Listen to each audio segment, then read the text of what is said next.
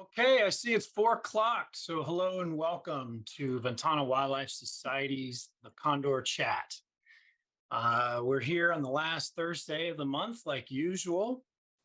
If you're new to the organization and the Condor Recovery Program, I just wanted to share that this is a multi-partner, multinational effort with both Mexico and United States working together, and many, many different nonprofit organizations and government agencies all working together to try to recover the California condor. We've been at it since 1997, and it's our pleasure to share with you on a monthly basis what's going on in the field, all the way down to individuals and the pairs, the chicks being raised in the wild, all the trials and tribulations that these birds go through, kind of like real time, but on a monthly basis. So we greatly appreciate you joining us here today. And I'm going to turn it over. I'm Kelly Sorensen, Executive Director. I'm going to turn it over to Joe Burnett, the Senior Program Manager for the Condor Program. Thank you. Thank you, Kelly. Welcome everybody again to our monthly Condor Chat, where we catch you up on everything Condor that's happened over the last month. It's been pretty exciting. Summer is very typical for longer days, bigger flights, and we have some exciting stuff to share here today. We have a little template here of what we're going to do, a little outline. I'm going to give the crew a quick shout out, and then we'll get into HPAI, the highly pathogenic avian influenza. We'll give you all an update on where we're at there. That's obviously a top priority in the program right now. And for us as an organization, the rebuild, I'll have an update on that. And of course, the population. How is the wild population doing? What's changed since last time we all got to see you? Nesting updates, lots of excitement there. Darren's going to share some good stuff there. Movements, as I was touching on, we've had some exciting movements to the south, southern region of California, and we'll give you the latest on what's happening with our 2022 rookies released at San Simeon last December. And we have a new little agenda item here: summer vacations. I won't spoil it, but you'll find out. And then we'll of course end with Q&A. Mike will take the reins there and walk us through and field some of your awesome questions. So looking forward to an exciting update. And without further ado, introduce everyone else here on the Condor Chat today. We have Mike Stake right below me on the thumbnail right there. How we doing, Mike? He's our non-lead program manager, senior biologist. Glad to have you on. And of course, we have Darren Gross here. He's third down on the thumbnails there. And Darren's gonna do a lot of the update today, give us some really cool tidbits on what's been happening. And we don't have Kara and Danae with us today. Because of our schedule, they will be back on the Condor Chats probably next month or the month after, right, Darren? So anyway, but we want to give a shout out to Evan, who is now our GIS specialist part-time. And he provided one of his great maps for us today, highlighting some of the cool movements. And of course, we have Tim Huntington, our awesome volunteer and database designer. And again, our awesome crew of volunteers. They can't do a lot of this without them. So big shout out to everyone there. So HPAI, again, highly pathogenic avian influenza. U.S. Fish and Wildlife is putting out weekly incident command updates. And in terms of Arizona, Utah, nothing has changed there. The outbreak that happened back in April resulted in the loss of 21 condors. 17 of those were confirmed to have died from HPAI. 4 were never recovered. 2 condors in care that were positive for HPAI are recovering. They are still in captivity recovering, but hopefully Arizona, the Peregrine Fund's hoping to get those birds released soon. And they've had no additional HPAI cases or deaths since April. So that's good news. And so the HPAI status overall and in California, we've had no further outbreak. We've had no outbreaks, documented as of yet, but we are preparing as if one is coming. So part of that is developing a vaccine. And as in the last update, we told you about how they had started vaccine trials on the black vultures. Those are now completed. Again, the black vulture is a great test surrogate for California condors, a close cousin to the California condor. Good news, they didn't observe any adverse reactions from the vaccine with those vultures, the black vultures, and we are now awaiting final titer results. They should be in any day, and that will tell us a lot about how well the vaccine is working in terms of protecting the birds. And more exciting news, now that the black vulture trials wrapped up, that initiated the start of the condor vaccine trials, which just literally started a week ago, or actually a couple weeks ago. And good news there, no adverse reactions have been observed thus far, which we kind of expected because we didn't see that with the black vultures. And again, final results, we expected mid-September, hopefully. And they're comparing a couple different regimens of the vaccine. They're doing a single dose regimen with a handful of birds, and then they're also comparing the 2-dose, which is separated by 21 days. So if it comes out the single dose is actually as effective as the 2-dose, that actually can expedite us administering this vaccine across the flock. Because if you have to give 1 dose versus 2, it's logistically for us, it's a huge time saver, and we can get these birds protected faster. But again, results aren't in. We're just going to wait and do what Fish and Wildlife, when the final results come in, will do as directed. So all pre-release birds coming this year. We're actually we're on track to get 10 pre-release birds for San Simeon this year. I think that's our biggest release group ever, which is really good news. They all need to be vaccinated before they come out to the field site. So we're expecting them to come a little later this year. Typically, we bring them up in August.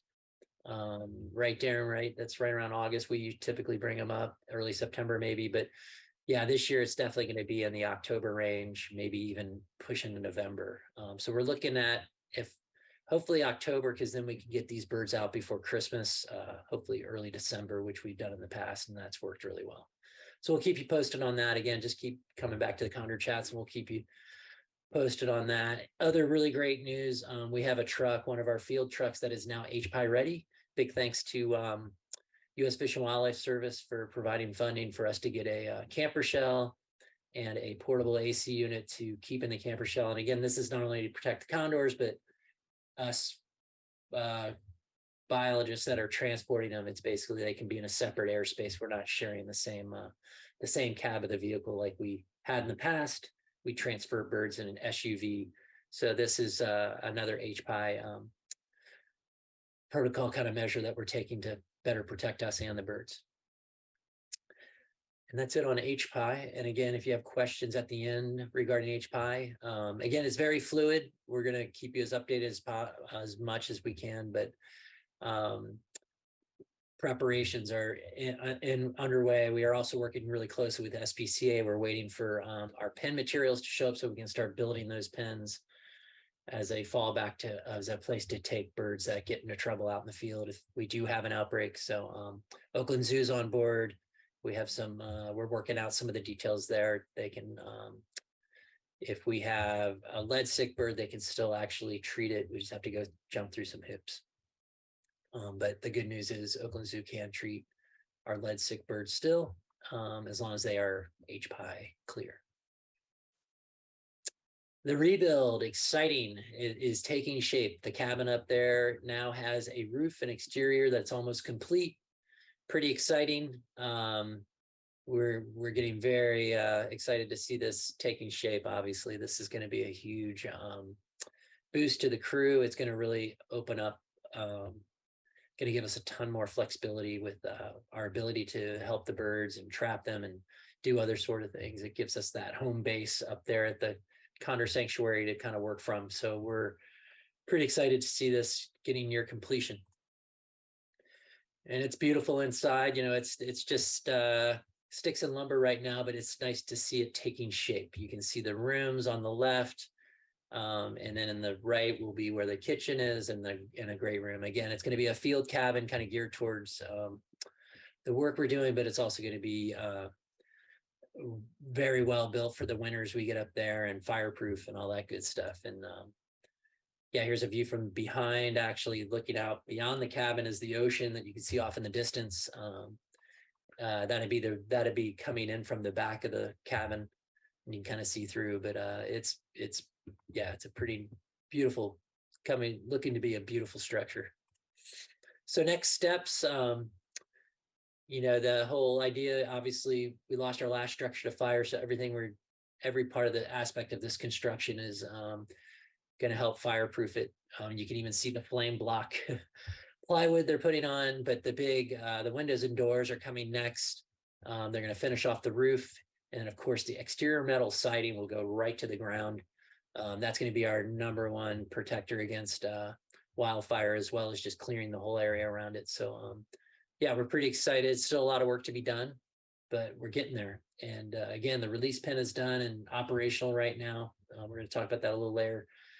So yeah, we're moving along. We're it was 3 years ago that was the last time we trapped condors, July 2020. So right now we're finally trapping again, and it's long overdue, but patience paid off. And yeah, we're glad we were able to fundraise so much and rebuild as wonderfully as we have been able to. So we're really fortunate on that level. And again, that's a big shout out to all of our funders and donors and supporters and members and volunteers and everybody. It's obviously a team effort. So all right, the population, we got 93 birds. We did document one death since the last update. Obviously, last update we talked about the loss of Junipero 663, which was crushed all of us. This update, we're going to get more into it. Darren's going to share more about it, but we lost one of our chicks in the nest. One of our nests failed. And so we're at 7 total deaths for this year.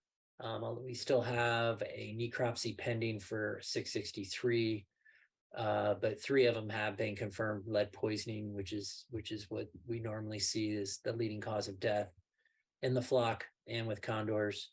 And just for comparison, we in total in 2022 we had 8 condor deaths. So we're very we're on par with that year. Obviously, we would love that number to be 0, but again, we're working hard to mitigate any of these causes of death out in the field. And then for pre-fledged chicks, basically nestlings in nest in 2023, we still have 5 nests going strong. We're again, more details there, 3 in Big Sur, 2 in Pinnacles. And to be determined are the pre-release rookies.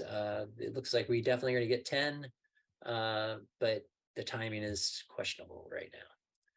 So into the next slide, I'm going to let Darren jump in and get into the nitty gritty of nesting. What's been happening? Yeah, thank you, Joe.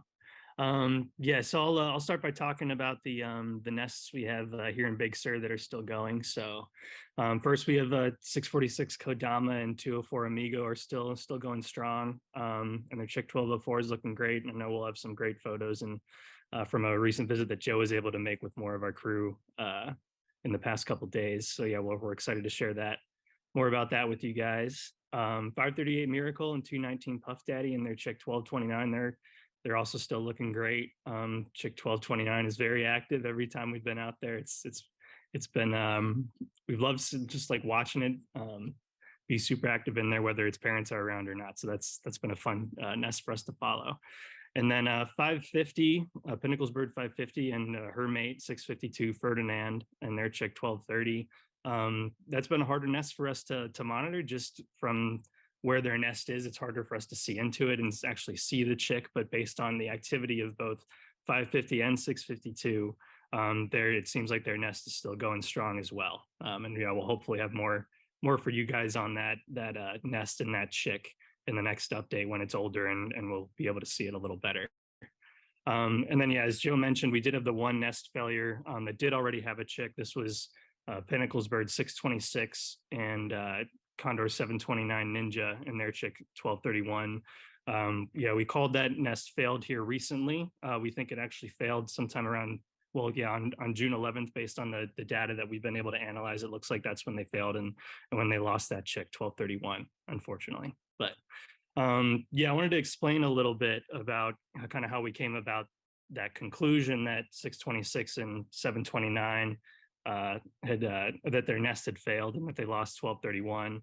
And I wanted to do that through explaining this feature we have in Keiko Central that allows us to track the nesting activity for GPS tagged females. And so before I get into more about 626 and 729, I wanted to give you guys some context on what this feature and pattern looks like for a actively nesting condor. So this is the nesting activity for Condor 646 Kodama, whose mate is 204.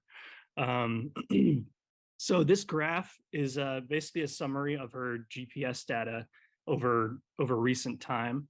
The x-axis here shows the dates, and then there's two metrics on the y-axis. One is just showing the number of GPS hits that have come in for 646 on a daily basis.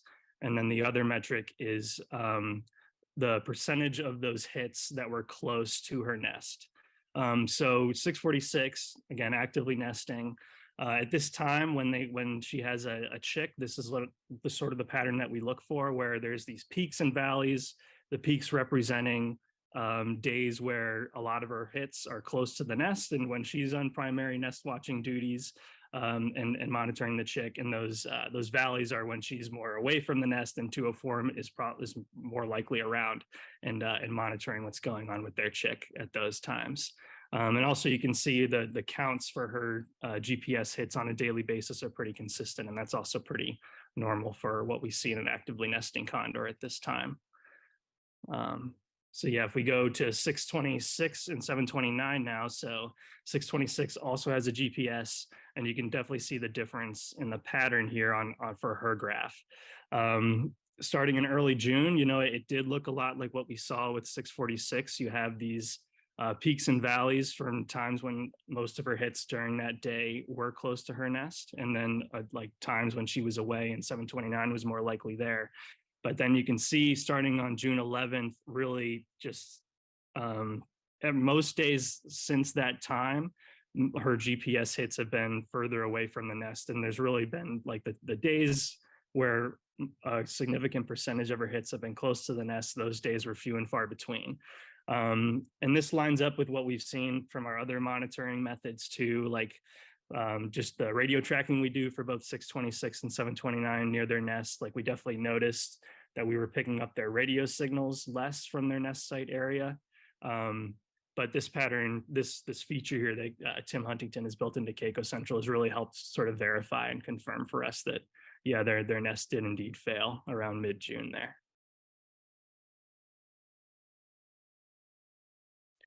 Yeah, so talking about the nests that we have going still. So yeah, I was talking about Condor 646 Kodama and 204 Amigo and their chick 1204. These are photos from a recent visit that I think Joe had made out there to check on this pair and see how their chick was doing. And yeah, that chick is just really in the last month has gotten a lot bigger and big enough and active enough for us to actually see it outside of its cavity. And yeah, Joe, I don't know if you wanted to talk about these visits a little more. Yeah, and this is I think this is our oldest chick in Big Sur, right at 4 months. I think today actually turned 4 months old. So yeah, that's at an age 4 months old. Their body is almost full grown. Their feathers are still coming in, but their actual body is almost to the full size. So there's a lot less room for them to hide inside that cavity. And so the next steps after this, the next couple months, condors typically fledge right around 6 months. And so the next month, we're going to see really advanced feather growth coming in. And that's going to also encourage the chick to start branching out. Kind of in this photo, you see 204 on that nice perch above the cavity. The chick will definitely start gravitating towards that perch. We call it kind of going branching with, when birds start to, right before they fledge, they kind of start wandering out of the nest. and will become more visible. And that's actually an advantage for us when we go check on these nests. We know the chick is okay, and then we can also confirm fledge when they actually get to fledge. But yeah, this is one of the only few nests that we have such a good view. And it's not always, doesn't always happen this way. So as you heard about 652 and 550, their nest is really tricky to spot. So yeah, it's always nice for the crew when we have a nice visible nest like this where we can really monitor everything so closely. Yeah, and this is this next couple photos. These were we've been going out and actually filming this nest as well with Meredith on staff, our communications specialist. We're working on a project, and I've been able to get some of the frame grabs off this, but you can see here the chick doing a little wing. It's a tight confined area, so stretching those big wings out is really tough. But what I love about the photo on the right is you can see that literally you see the patchiness on the front of the wing, but you can see those nice, beautiful feathers growing in. And so those will continue to grow, and all those fuzzy areas will start getting filled with body contour feathers, flight feathers, secondary feathers, tail feathers.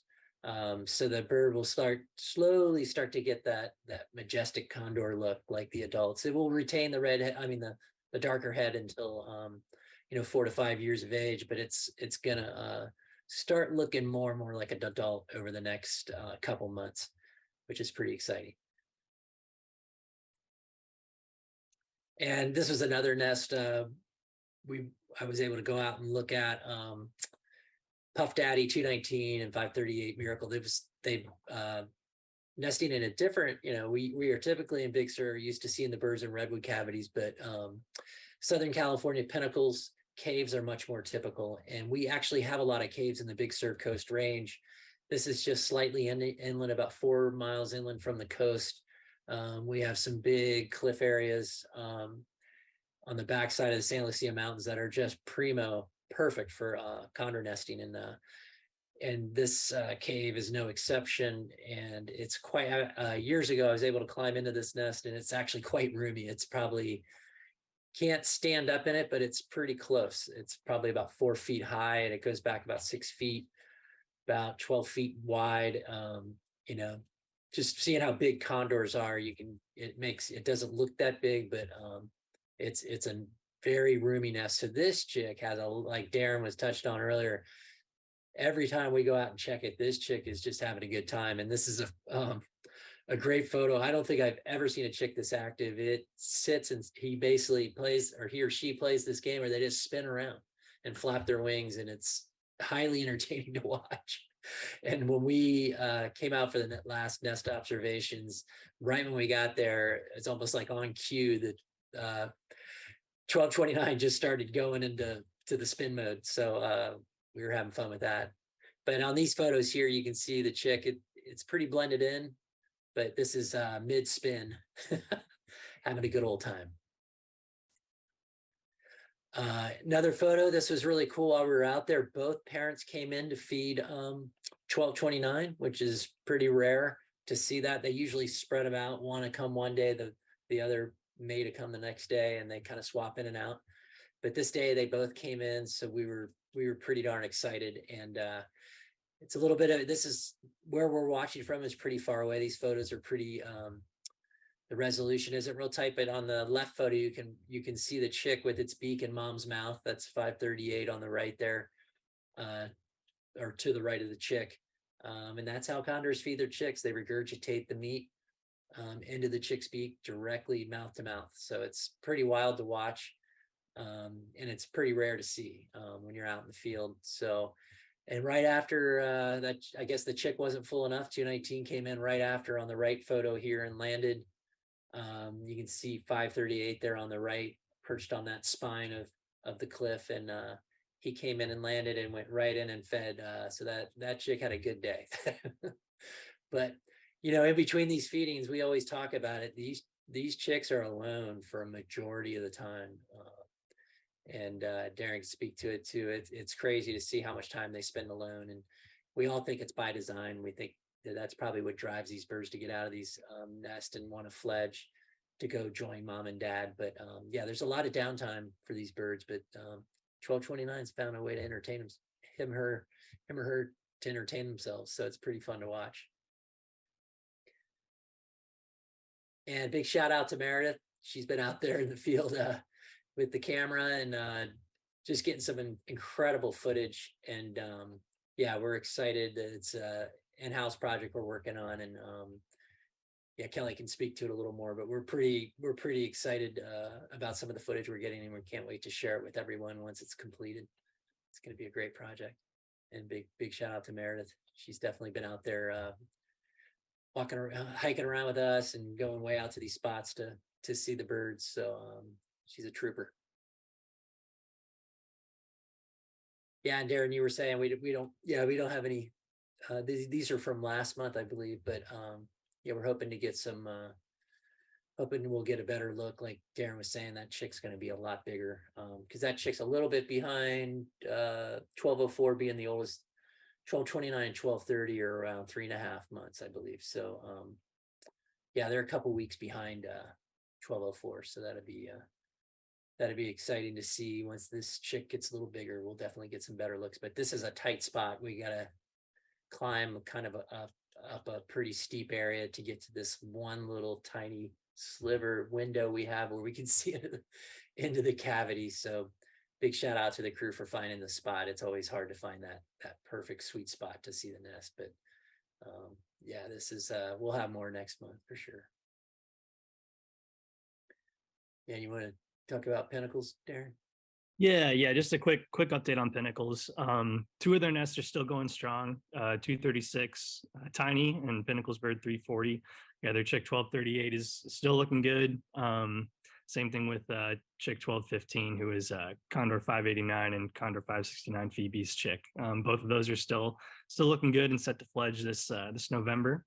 Unfortunately, Condors 330 and 317, they had a second nesting attempt that we discussed in the last update. But since then, they failed there right at the end of June. So yeah, they tried nesting twice this year and unfortunately failed both times. But I'm sure that's just a sign that they'll give it another go next year. Yeah. Yeah, so switching gears a little bit, we've had some exciting movements of Central California birds down south. And yeah, I haven't put together this awesome map that I can't wait to show you guys on the next slide. But first, I want to provide some reference. So yeah, he also put together this map that highlights sort of the general ranges for both the Central California flock. You can see it there in yellow. And then the Southern California flock, where they spend most of their time. And a lot of the birds, well, yeah, the birds that we've had fly down south from our flock from this yellow region have been spending a lot of time in that red region with the Southern California flock. So yeah, just wanted to give you guys some reference for the areas we'll be talking about. Yeah, and that it's cool to see most notably the Southern California range goes up into the Southern Sierras. Yes. Which is pretty unique, and I think it's always exciting when you see condors heading up into the big mountains, start going flying around some of the tallest peaks in the lower 48 is always pretty exciting. Mm-hmm. Definitely. This is a big map. It's taking a little while to load up. Evan gave us an eyeful. Yeah. And I know he's listening. Thank you, Evan.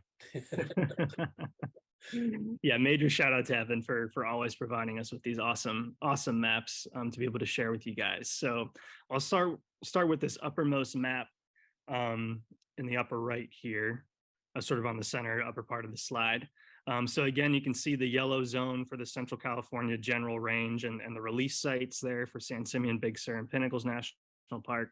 And Evan also included a point for one of the Southern California management sites and release sites, Bitter Creek Wildlife Refuge. And so this first map is continuing to highlight the movements of Pinnacles Condor 1027, who we talked about last month.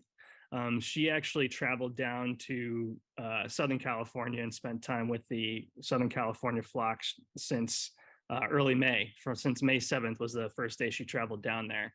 And in this first trip that she made, she was actually there for a total of 70 days. She stayed there until July 16th. and flew back. Yeah, it was really cool. And you can see, as Joe was talking about, that region of the Sierras there. That's part of the Southern California general range. Like, she spent a lot of time up there. So we know she was definitely with some other birds hanging out and having a good time up there. But yeah, she actually returned to the Central California flock for a little bit on July 16th. And this will bring me to the next map I'll share with you guys, all the way on the left side of the slide here. So a little bit before July 16th, on July 13th, 6 additional condors actually flew from Central California down to the Southern California flock. And these 6 birds you can see in this key in the bottom left corner of the slide. Each bird its track has its own unique color, and Evan put together this animation that shows the movements of the birds as they move from the Central California flock, or the Central California range, down into the Southern range and back. And so, yeah, they started these movements on July 13th. A couple of them met up with Condor 1027, and she actually flew back up to the Central California range with 2 of her friends from Pinnacles, 912 and 1021. Yeah, they flew back up together, and she came back for a little bit. And just some cool notes on this. One of these 6 additional birds that flew down is Condor 1085 Wild Bill, who was only released from San Simeon this past November. So he's already getting a lot of miles in. And also what's cool is that all of the birds that we're talking about that have moved from or that have done these movements from the Central California range to the Southern California range, all of them have been young birds. They're all younger than 5 years old. So it's cool to see these young birds really move around. And we also think this is just a snippet of the birds who actually made these movements. Not all of our birds have GPS. So there could be other birds or it's very likely that there were other birds besides just these 7 that we're highlighting here, that also made these movements, but that we just weren't able to detect as well without GPS. But yeah, the final map here, sort of in the bottom center of the page. After 1027 came back to Central California, she decided she liked the Southern California range a little better, wanted to get back to the Sierras. So she headed back just this past week. She Wanted made to extend her vacation. Yeah, that's right. There you go. And then she brought Tina 1019 with her, which is really yes. Yep, 1019. It was Jane, named after Jane Goodall. She was released in the it was the 2021 San Simeon cohort. But yeah, she flew down south with 1027, and she didn't go quite as far. 1027 went back to the Sierras, but yeah, Jane decided to hang out by the Bitter Creek Wildlife Refuge. And I think I talked with some of our colleagues down there this week, and they were getting all of her transmitter information, getting ready to track for 1019 down there. So I'm sure they've picked her up and got some visuals and been able to see how she's doing. So yeah, I just wanted to highlight this again. Yeah, major shout out to Evan, but yeah, this was really exciting for us and hopefully for you all too. Yeah, and piggyback what you're saying, Darren, the other interesting thing that we've seen over the years is we haven't seen the southern birds coming up here following these birds back. So I think that's going to change. I'm hoping we see some of their birds follow back, but that has been the trend over the years is our birds go down there, but it's rare that those birds come and follow those birds back, which is really, really interesting. And even the Southern California folks at U.S. Fish and Wildlife Service are puzzled by it. We're all puzzled by it, why the movements are always north to south. And just knowing how social the condors are, it is interesting that they don't follow these birds back to Big Sur Pinnacles. But that might change. That could change between now and the next chat. So definitely get back. Evan, I have the latest map for us, and we'll be excited to share the latest. But we see a major shift happening right now that we haven't seen in past years. We haven't seen this much movement, right, Darren? I mean, this is definitely a new territory for us, which is really exciting. Yeah, definitely. This has definitely been since I came back in 2019. That's been the most movement we've seen of birds between the 2 flocks. So yeah, it's really exciting. Yeah, hoping it continues. There we go. Yeah, so I think it's been a while since we've really highlighted the rookies from 2022. So I just wanted to give you guys an update here. As I mentioned, one of them, 1085 Wild Bill, flew to Southern California with some other birds close in age to him. So yeah, he's really spread his wings, if you will, and has taken some trips and is really just really establishing himself. So that's been exciting to see. It's funny because he was the last one to go out of the pen. Yes. Yep. It's funny. You can't judge how these birds are going to be in the wild from how they are in the release pen. It's like, they all kind of come out of their shells a little bit differently. So it's fun to see how they change, how they act, or how they how they're different from our expectations once we release them. But yeah, 1085 has definitely been getting some miles. Condor 1087, Bucky or Buckwheat. Yeah, he's been spending most of his time around San Simeon still. He is traveling around a little bit. He almost made it up to our Big Sur site, but not quite. So we're still waiting on that, and hopefully he'll get up there soon. But yeah, still spending most of his time around San Simeon and that southern portion of the Central California range. Condor 1099 Yarrow has been bouncing all around the Central California range. She's been to Big Sur at our Big Sur site feeding, and she'll go over to Pinnacles and feed over there, and then come back to San Simeon, feed down there, and just keep making the rounds. So yeah, she's been bouncing around this past month. And 1100, we're currently actively searching for. She has not been detected since late June, but yeah, we're keeping a close eye out for a Madrone, Condor 1100, and yeah, we'll keep you guys posted on that. We have our volunteers tracking for her. We're tracking for her on a regular basis. Getting some of our partners involved who can do flights for her too. So yeah, we're hoping we'll pick up her signal soon and have a detection to share with you guys soon. Yeah, big shout out to Lighthawk that help us with those flights to find missing birds. So they've conducted one, but we're gonna do another one here pretty soon for 1100. Mm-hmm. All right, so yeah, the summer vacations that Joe talked about at the start of this talk. So we've had some birds that are regulars in Big Sur go down to San Simeon to spend a little time. I guess they just wanted more heat because San Simeon's usually a little hotter. But yeah, one of these birds, 574 Nomad, who is definitely a Big Sur resident. He's nested there a few times. He came down with his daughter's most recent chick, 1104, and fed down in San Simeon. And they were actually feeding with a young bald eagle, which was cool to see. We don't always see that, but yeah, they definitely interact a lot more down there at San Simeon. So they were sharing a carcass, which was great. Yeah, and the bald eagles are actively nesting just a little bit east of there at Lake San Antonio and Nacimiento. So, which was one of our early projects, was bald eagle reintroduction. So it's kind of cool to see the two. Whenever we see the two come together, it's pretty exciting. The two reintroductions, so it's pretty awesome. Yeah.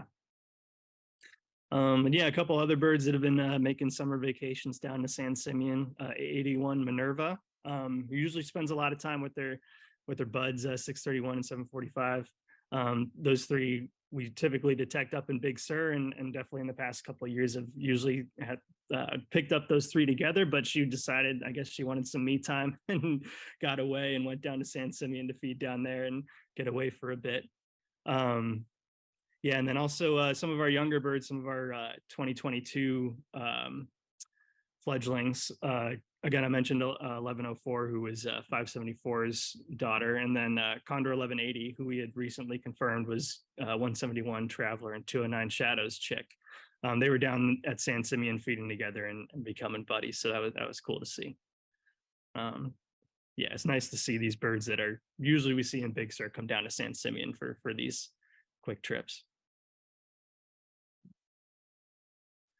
Some other happenings here. We're gearing up for trapping, as Joe's mentioned, and as we've been definitely saying a lot. We're excited our flight pen's done and ready for trapping, and now we're finally doing it.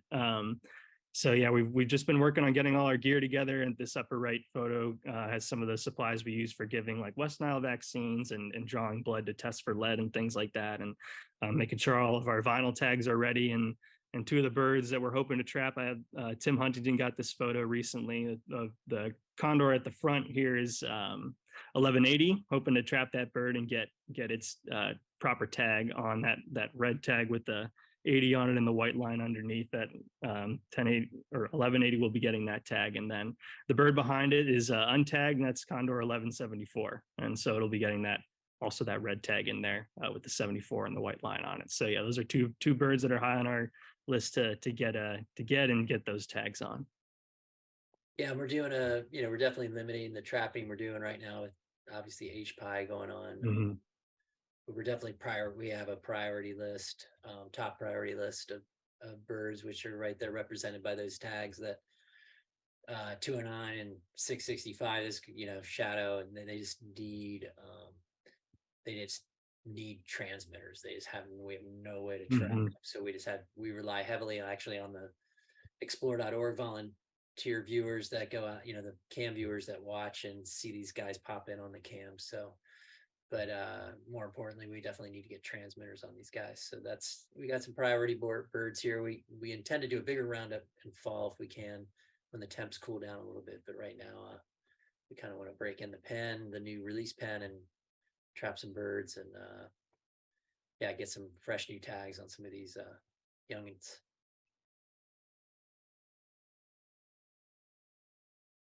Speaking of volunteers. Yeah, definitely. So yeah, first big shout out as always to our tracking volunteers who go down the coast and track for condors down there for us. I mean, it's been I can't say it enough. It's how big of a help it's been at having their efforts added to our own to monitor these birds and keep track of where everyone is and picking up detections for missing birds. I mean, just going back to Madrone for a minute, all of our volunteers have been very actively and especially tracking for that bird on the coast whenever they've gone out, and that's been a huge help to us. We can't thank them enough. Huge support and a huge addition to our program. And then our explore.org cam viewers. I mean, those screenshots of the summer vacationing birds in San Simeon, a lot of those. Well, yeah, they came from our explore viewers who are watching closely and keeping track of what's going on the cams. And again, those guys are great at communicating with us if they see something that they're concerned about or excited about. It's great to hear from them and have those folks watching the cameras so closely and caring about these birds just as much as we do. Yeah, it's big.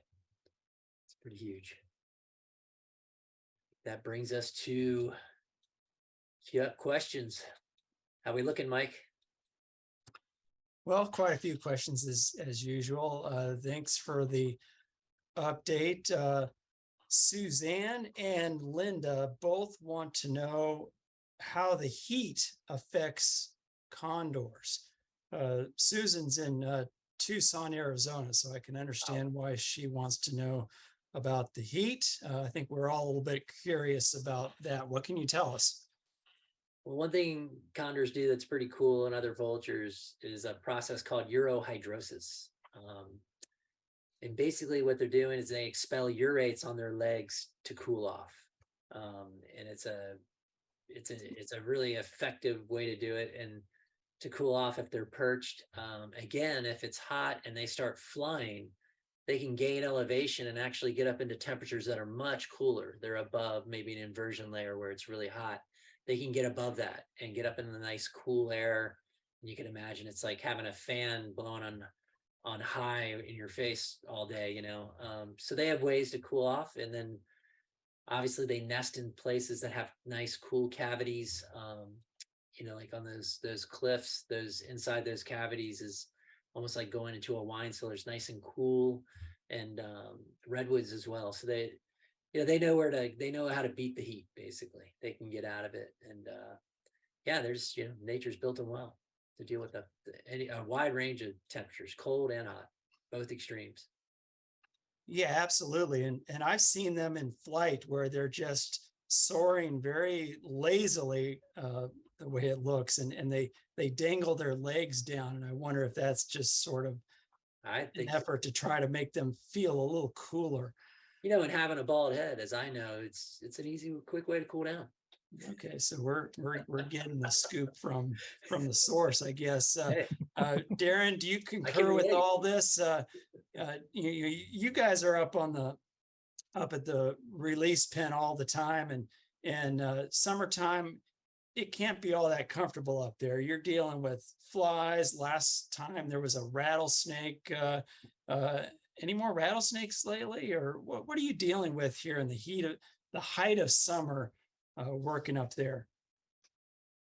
Yeah, I personally, I know I haven't personally seen any more rattlesnakes since our last update. I think Joe might have a different story, but definitely like snakes in general, though. A lot of snakes in general at this time of year.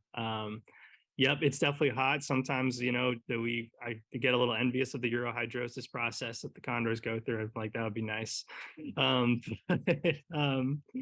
but yeah, it cooks up there. The bugs, it's definitely buggy. I think we're at the time of year now where it's even too hot for the biting bugs, which in some ways is a grace. But we see some cool, I mean, there's also some cooler invertebrates up there as well. I saw some tarantula hawks flying around the last time I was up at our Big Sur site. So that was cool to see. Yeah, we get scorpions and Yep. yeah, and the tarantulas come out in the fall, but Yeah, like, yeah, it is nice when it actually gets really hot. Yeah, we get a reprieve from some of those more annoying insects. So yeah, it's kind of bitter. It's kind of a trade-off. Mhm. yeah.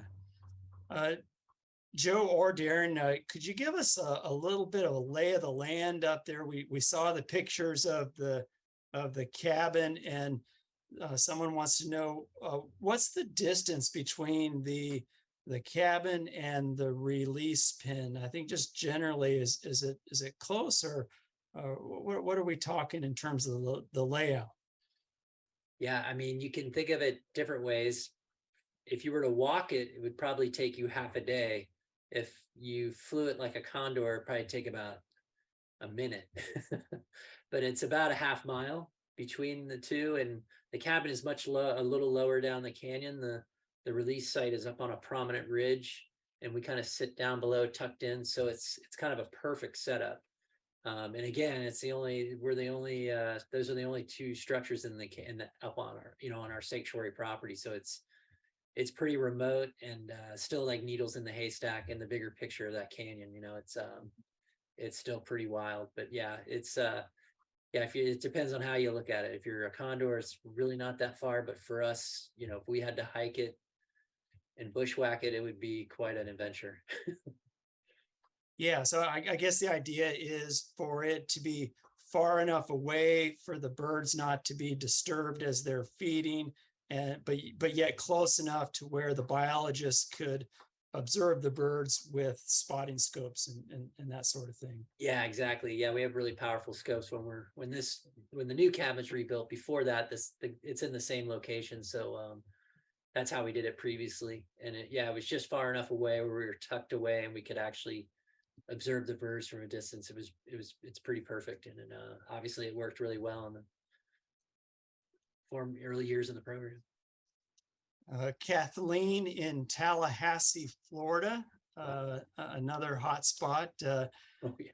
She wants to know a little bit about lead ammunition and how it might affect the birds. And it's an interesting question, and I'll kind of paraphrase it. She's wanting to know if we can tell if the exposure is little by little over a long term, or if the exposure is more acute than that, a big exposure over a short amount of time.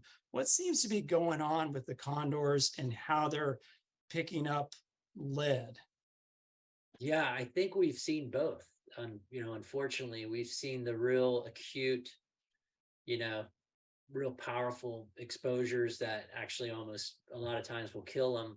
And then we also, there's been research done, especially with the feathers, studying the feathers of condors, that can show that as that feather was growing in, some of these condors are repeatedly exposed to these acute levels that slowly build up. And again, it's a lot of it's just the intense research we've done over the years has shown that both can, it can come from both directions. So again, the lead, just any lead in these condors at all, is not a good thing. Is really the takeaway. Is they shouldn't be having any kind of exposure. So that's kind of our goal, obviously, and what a lot of the work you're doing, Mike, getting the lead out.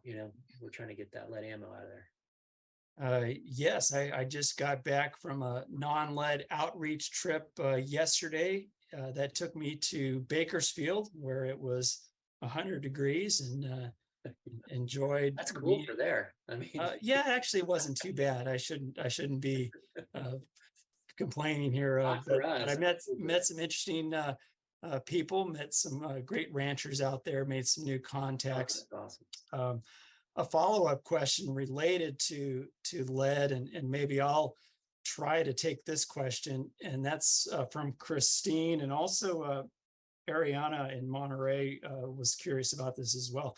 How can we, and I say we as the general public, help pass legislation to remove lead from bullets, and how can we get lead ammo banned?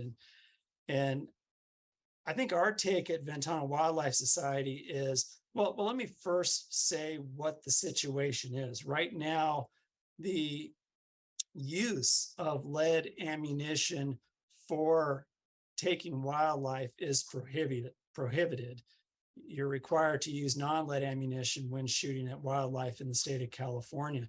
You can still use lead ammunition when target shooting at target ranges. So lead ammunition is not banned in California, but you have to use non-lead for shooting wildlife.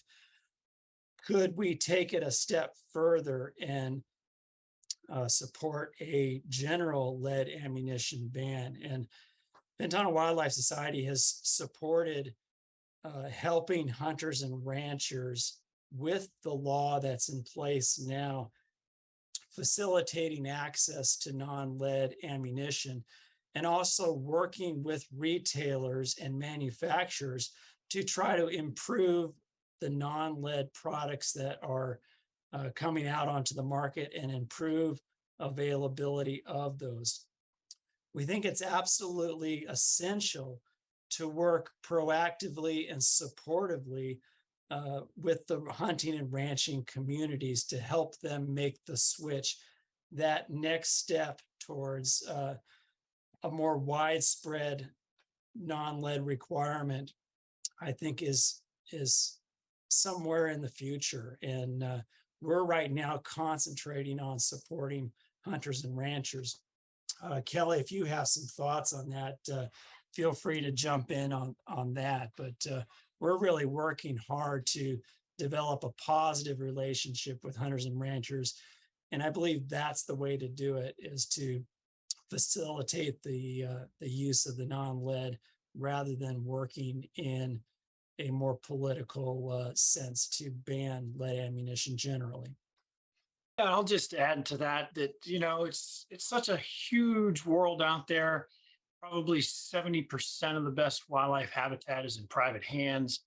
And, we need to have good working relationships with private landowners. And, in our experience, by providing free non-lead ammunition, helping out local stores, providing information, coming across as genuine as possible has really worked out the best. And that's what we're going to continue to focus on for the foreseeable future. Thanks for that question. Darren, you were explaining how we use the GPS to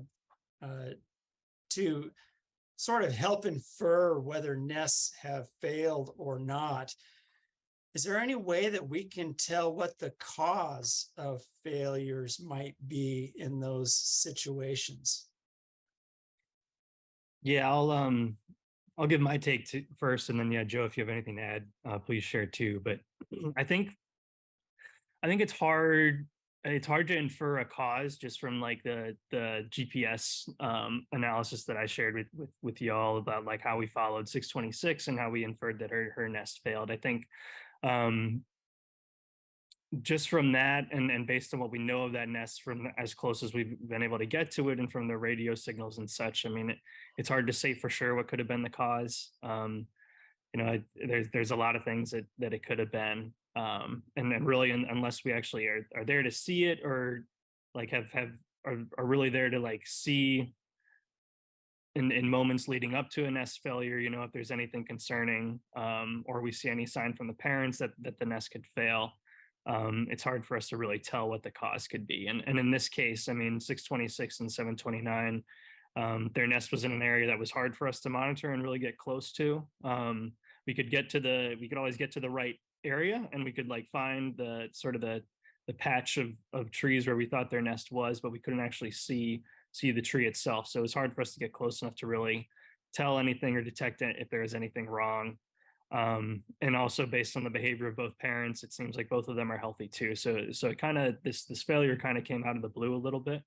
It was a first time nesting pair, and we can sometimes see that these first time nesting pairs might have trouble of some sorts, but yeah, it's really hard for us to tell the cause.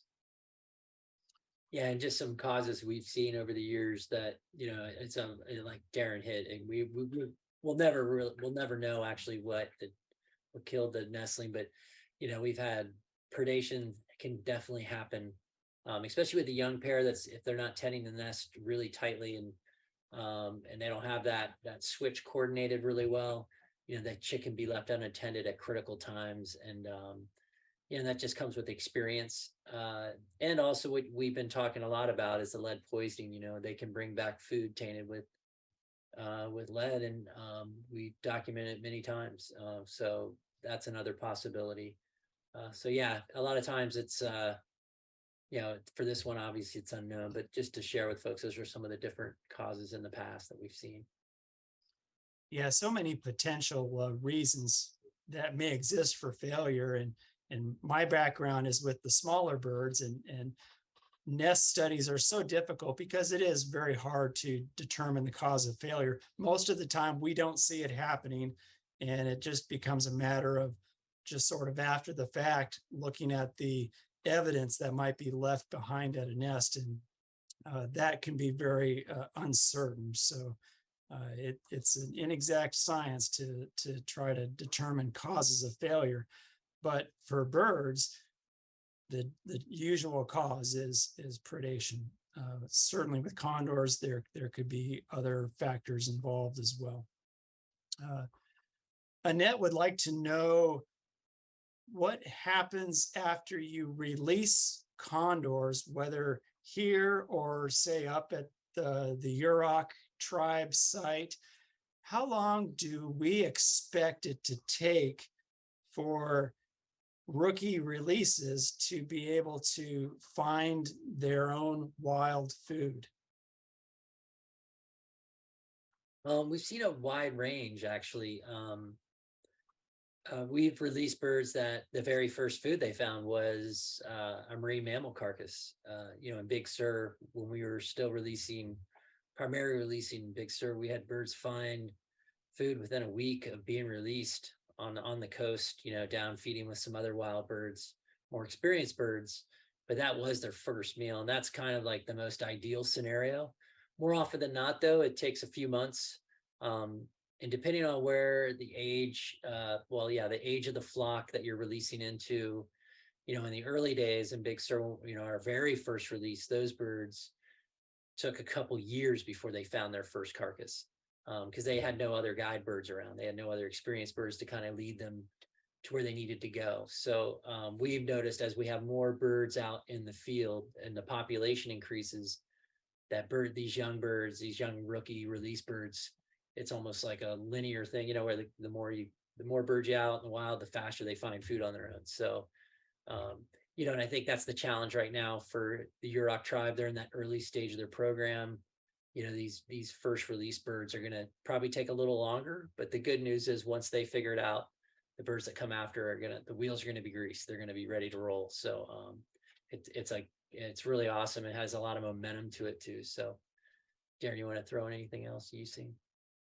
Yeah, I mean, I think it's been like most of my experience with release birds has been with the San Simeon flock. And so, you know, there's definitely been variation there. I mean, we've had birds that just hang out at the release slope there at San Simeon for months before they really find their first wild carcass. And then I remember there's a bird in 2019, I think Condor 931, who I think her first food out after her release was a cow carcass that she found on a ranch near Lake Nacimiento, and she was a bird who got released and then didn't come back to the site for months, but she was finding most like her food out there during that time. just finding those wild carcasses. We are running short on time. I just want to touch on Antonio's question from Santa Clara.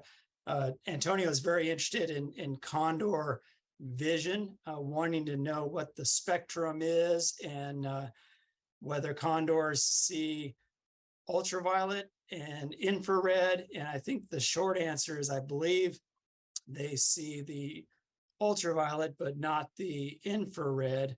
And as far as condor vision goes, there's not a whole lot of information on that. Is there anything that that the panel wants to add, or that maybe we can point to Antonio towards? Yeah, I think they know, they're counting the cones within the eye, that they know the condors can see at a very high resolution. Not necessarily, which in a way is almost magnification. If you're up high flying and you have a very high resolution image that you can see more so than humans at a really fine detail, that's pretty useful. And so I know there is some supporting evidence when they count the number of cones, and a lot of raptors. Obviously, that's an important vision is so important to so many raptors. And not only condors. So we know that the visual, one of my dreams would be able to see the world through a condor's eyes. Probably will never happen, but maybe virtually we could one day figure it out. But it would be fun just to see what the world looks like through their eyes, just for a split second, just to see what that looks like. Yeah, I'm not sure I'm quite ready for that, but thanks, Antonio, for the question, and sorry to rush through it like that. It'd be fun to discuss that more, but we are out of time. Joanne, thanks for your question about your interest in volunteering. Please check our website. It was on the screen just a moment ago, but we post opportunities there for volunteers, and I think we'd love to meet you and talk about those. Thanks so much for joining us, all 153 of you from so many states. Awesome. So glad to have you. I think our next web chat is it's going to be next Condor Chat's August 24th. So it's not the last Thursday of August this time, I guess, the 24th, right? Yep. Okay. All right. Well, and we have a special guest. Oh, yes, from U.S. Fish and Wildlife Service. We'll look forward to that. Hope you'll be able to join us on August 24th, and I'll send it to Joe for any last words. Yeah, the next chat should be pretty exciting to speak with Ariana down at she manages the Southern California flock with an amazing crew down there, and it'd be great to hear from her about how these Central California birds have been meshing with their birds. I'm excited to hear about it. So she's gonna share some stories from there, and obviously give an overview of what's happening down there with their flock. And so it'd be a great one. Definitely don't miss it. It's going to be a great Condor Chat. But thank you, everyone. And without further ado, Kelly, you want to send us off? Yeah. See you, everybody. See you next time. Thanks, everyone. Have a good night. Bye, everybody.